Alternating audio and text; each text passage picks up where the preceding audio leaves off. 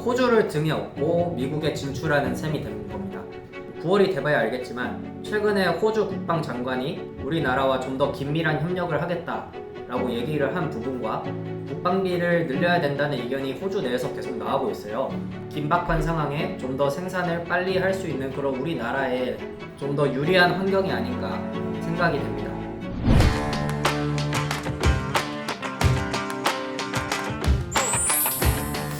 안녕하십니까. 레드버티컬 리서처 오재석입니다.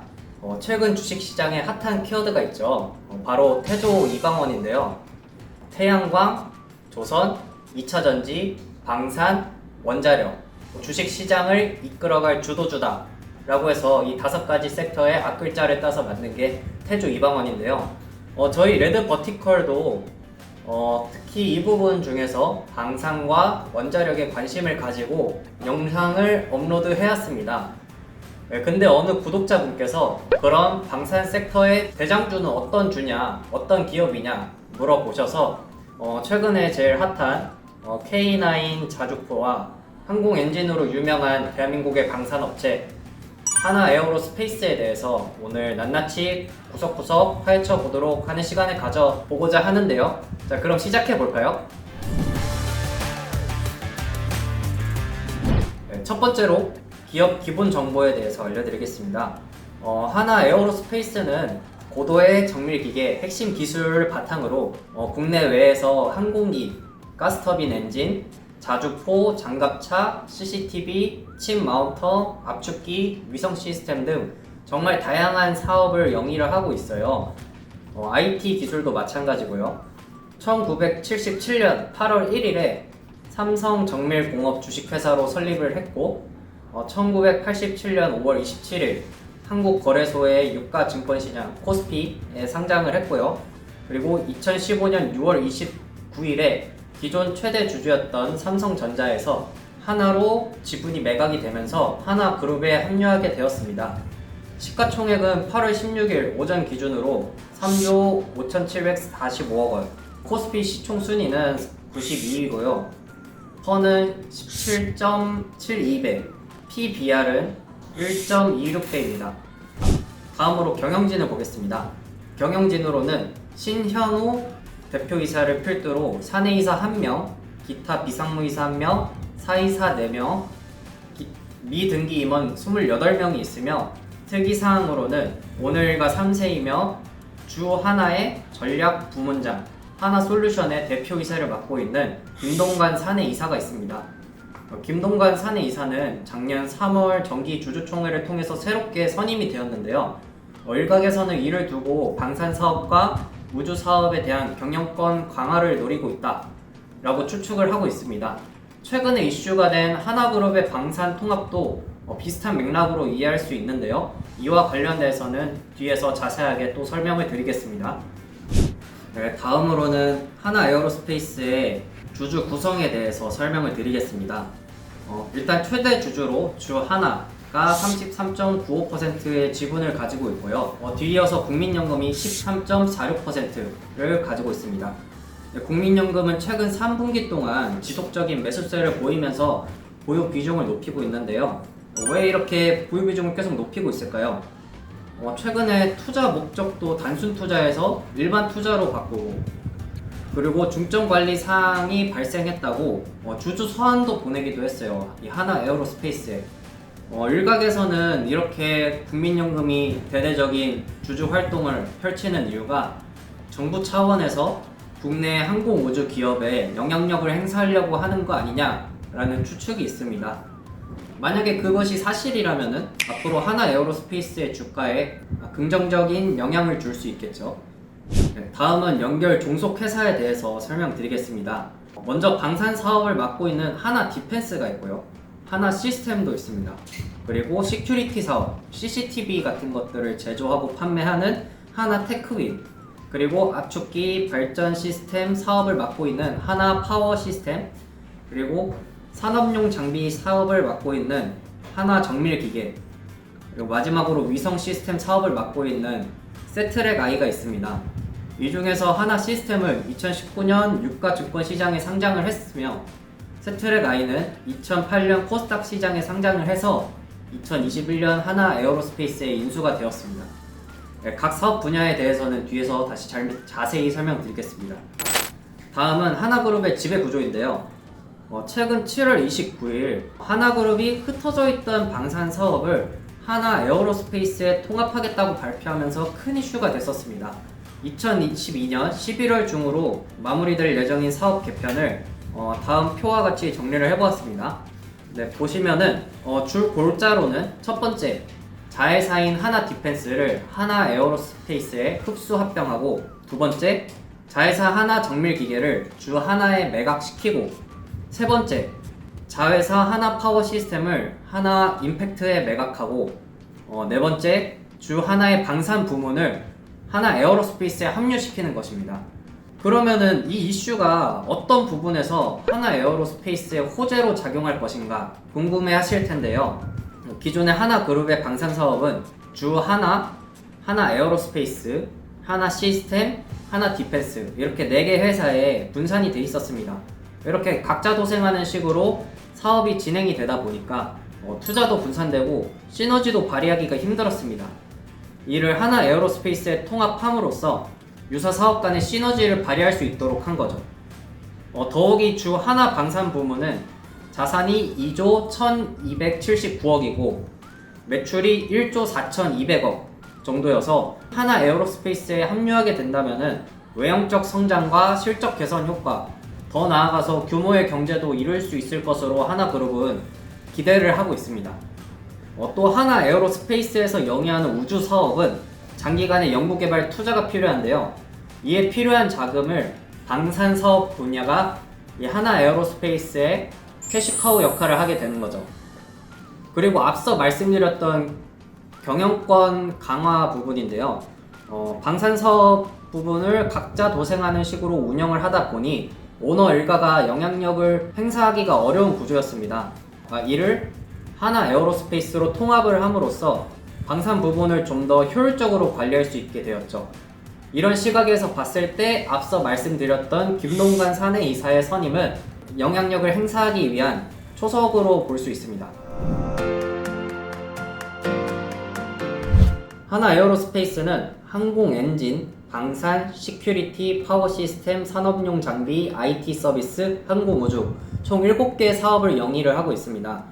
이 중에서 파워 시스템이랑 산업용 장비는 이제 2022년 말에 매각돼서 다른 계열사로 넘어가기 때문에 지금 설명에서는 제외하도록 하겠습니다. 자, 그러면 첫 번째로 항공 엔진 사업이 있는데요. 2022년 상반기 기준으로 전체 매출의 21.81%를 차지하고 있고 내수 매출은 3,561억 원, 54%, 그리고 수출 매출은 3,086억 원, 46%, 약 24조 원의 수주 잔고를 보유하고 있는 사업입니다.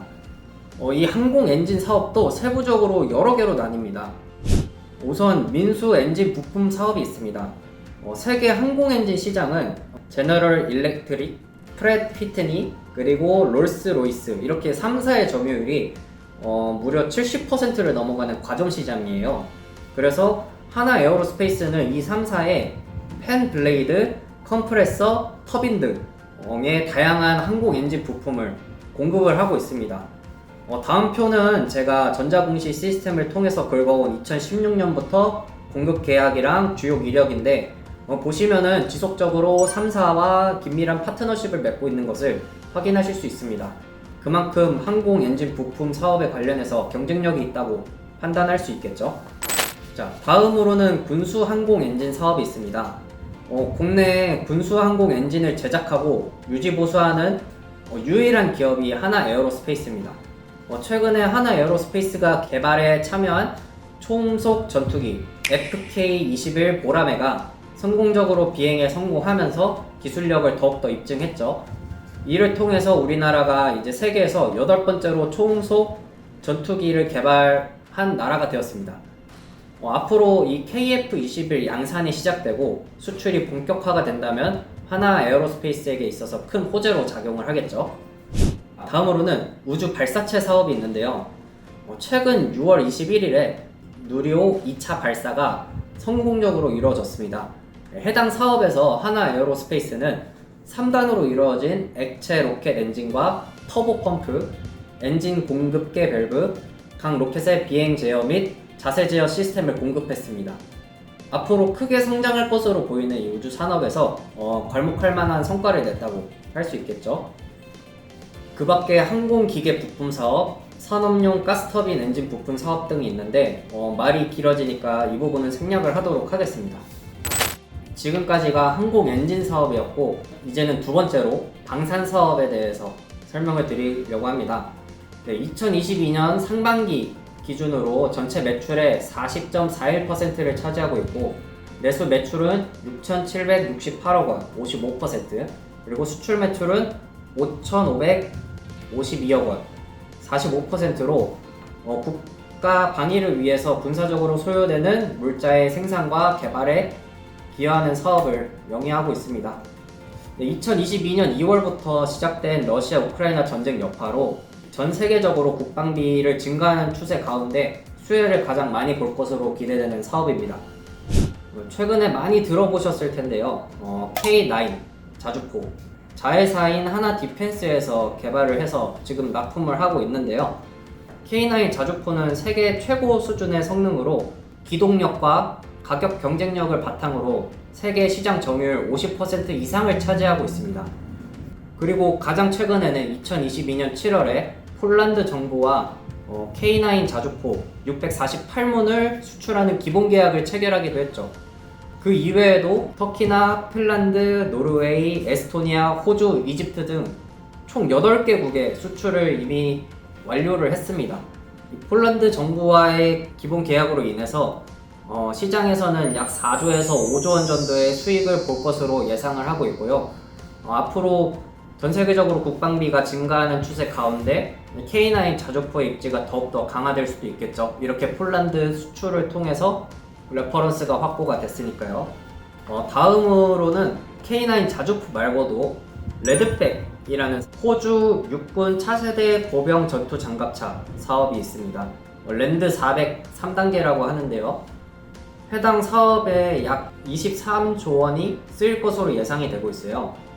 이 레드백은 K21 장갑차를 기반으로 호주 현지 조건에 맞춰서 개발한 차세대 보병 전투 장갑차입니다. 이 레드백과 이제 독일의 어느 업체의 이제 궤도형 장갑차랑 지금 경합을 벌이고 있는데, 이 결과가 2022년 9월쯤에 이제 우선 협상 대상자가 선정이 될 것으로 예상이 되고 있어요. 만약에 해당 사업에서 선정이 된다 하면은 23조 원 규모의 시장이 열릴 것으로 판단이 되고, 더 나아가서 지금 이 호주는 이 차세대 장갑차를 토대로 미국에 있는 M2 브래들리 장갑차 4,000대 교환 사업에 참여를 하려고 하고 있거든요. 그렇다면은 호주를 통해서 우리나라의 하나 디펜스, 그러니까 하나 에어로스페이스도 수혜를 볼 수 있겠죠. 호주를 등에 업고 미국에 진출하는 셈이 되는 겁니다. 9월이 돼봐야 알겠지만 최근에 호주 국방장관이 우리나라와 좀 더 긴밀한 협력을 하겠다라고 얘기를 한 부분과, 그리고 중국이 대만을 도발하면서 국방비를 늘려야 된다는 의견이 호주 내에서 계속 나오고 있어요.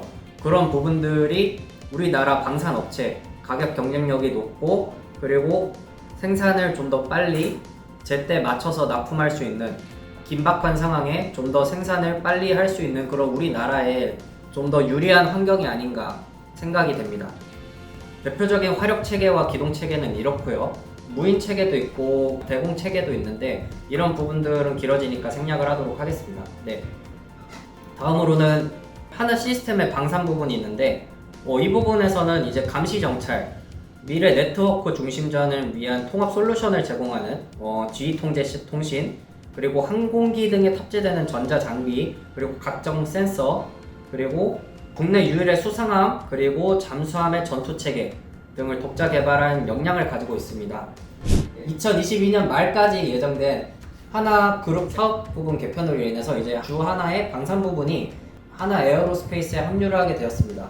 하나의 방산 부분은 이제 산업용 화약으로부터 축적된 화약 기술을 기반으로 이제 재래식 탄약 분야 부분에서 이제 성장을 했는데 예를 들면 뭐 박격폭탄이라든지 단거리 로켓 발사기, 단거리 로켓, 기동저지탄, 유탄, 레이저나 이제 항법 장치 이런 것들을 지금 하나 방산 부분에서 하고 있었어요. 탄약 체계가 하나 에어로스페이스에 합류하게 되면서 앞으로 조금 더 시너지를 볼 수 있겠죠. 이제 하나 테크인, 자회사 하나 테크인을 기반으로 이제 시큐리티 사업을 하고 있는데요. CCTV 저장 장치 그리고 모니터 등을 생산하고 있습니다. 2022년 상반기 말 기준으로 전체 매출 비중의 15.52%를 차지하고 있고요. 내수 매출은 647억 원, 14%고 수출 매출은 4,087억 원, 86%를 차지하고 있으며, 그리고 IT 서비스 사업이 있는데 하나 시스템에서 ICT 부분이 따로 있어요. 전산 시스템의 설계 및 구축을 제공하는 서비스인데 2022년 상반기 말 기준으로 전체 매출 비중의 7.05%를 차지하고 있고, 내수 매출은 2,084억 원, 97%고요. 수출 매출은 67억 원, 3%로 정보기술을 활용해서 고객의 생산성과 효율성을 제고하는 사업입니다. 주요 매출처는 이제 계열사인 하나솔루션에서 이제 ERP 구축 사업을 하고 있어요. 지금까지가 이제 기업이 핵심적으로 영위하고 있는 4가지 사업에 대해서 설명을 드렸고요. 제가 말씀 안 드린 게 있는데 바로 항공우주 사업입니다. 항공우주 사업은 지금 2021년에 인수를 완료한 세트랙 I를 통해서 지금 영위를 하고 있는데요. 2022년 상반기 말 기준으로 전체 매출액의 1.27%를 차지하고 있으며, 내수 매출은 256억 원, 66%, 수출 매출은 132억 원, 34%로 국내외 정부 및 다양한 고객들을 대상으로 해서 위성 시스템과 위성 영상 및 위성 영상 분석 서비스를 제공하는 사업입니다. 세트랙 I가 가지고 있는 핵심적인 경쟁력은 가격 경쟁력과 기술 경쟁력인데요.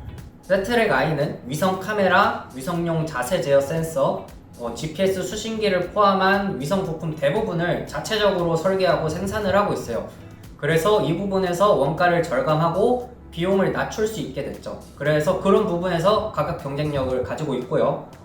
0.3에서 1m급의 영상을 촬영하는 대구경 카메라를 탑재했어요. 그래서 해상도별 위성 개발 실적에서 경쟁사 대비 한 발 앞서 나가 있다라고 평가를 받고 있고요. 상대적으로 이제 위성 무게도 적고 기동성이 높다, 그리고 가격 경쟁력이 높다, 그렇게 이제 시장에서 평가를 받고 있습니다. 자, 그러면은 이 항공우주 사업 말고 또 이제 다른 외부 기업과 시너지를 일으킬 수 있는 사업이 뭐가 있느냐?